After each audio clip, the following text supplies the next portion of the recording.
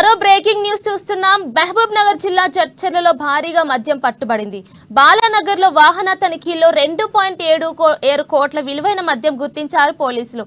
పైన ఎరువులు నింపి వాటి కింద మద్యం కోట్ను తరలిస్తుండగా పట్టుకున్నారు పోలీసులు.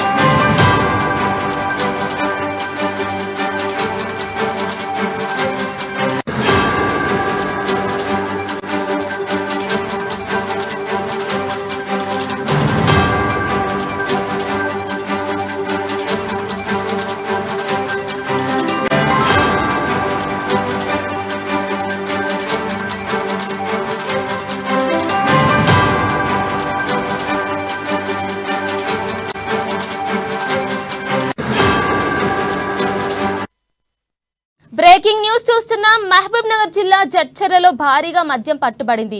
బాలానగర్ లో వాహన తనిఖీల్లో 2.76 కోట్ల విలువైన మద్యం గుర్తించారు పోలీసులు. ఇక పైన ఎరువులు నింపి వాటి కింద మద్యం కోట్ను తరలిస్తుండగా పట్టుకున్నారు పోలీసులు. ఇక దీనిపై మరిన్ని అప్డేట్స్ ఫోన్ ద్వారా ప్రదీప్ అందిస్తారు. ప్రదీప్ చెప్పండి. కీర్తన, ఈ రోజు మహబూబ్ నగర్ జిల్లా జడ్చర్ల నియోజకవర్గంలోని బాలానగర్ మండల కేంద్రంలో భారీ ఎత్తున మద్యం కాటన్స్ అయితే పోలీసులు లభ్యమయ్యాయి. రొటీన్ చెకింగ్ లో భాగంగా అర్ధరాత్రి 1 గంట ప్రాంతంలో ఈ మద్యం కాటన్లను తనిఖీ చేస్తుండగా ఈ మద్యం కాటన్లు భారీ ఎత్తున బయటపడ్డాయి. అయితే ఒక లారీలో ఈ మద్యం కాటన్లను గోవా నుంచి విజయవాడ తరలిస్తున్నట్టు పోలీసులు ప్రాథమికంగా నిర్ధారించారు. అయితే ఇంత ఎత్తున వీటి విలువ 2,76,00,000గా పోలీసులు అయితే ప్రాథమికంగా చెప్తున్నటువంటి నేపథ్యం ఉంది. మరోవైపు మరో కొద్ది గంటల్లో ఎన్నికల ప్రచారాలు ముగుస్తున్న నేపథ్యంలో ఇంత పెద్ద ఎత్తున భారీ ఎత్తున మద్యం కాటన్స్ లభ్యమవడం కొంత సంచలనం రేపిందనే చెప్పొచ్చు. అయితే దీనికి సంబంధించి పూర్తి వివరాలు, ఈ మద్యం ఎవరికి సంబంధించింది, ఎక్కడి నుంచి ఎక్కడికి పూర్తి సమాచారం దర్యాప్తు అనంతరం మరికొద్ది సేపట్లో జిల్లా అధికారులు వెల్లడించినట్టు కూడా పోలీసులు తెలుపుతున్నటువంటి నేపథ్యం ఉంది. మరోవైపు అర్ధరాత్రి రొటీన్ చెకింగ్ లో భాగంగా ఇంత పెద్ద ఎత్తున మద్యం కాటన్స్ లభ్యమవడం కొంత సంచలనం రేపింది.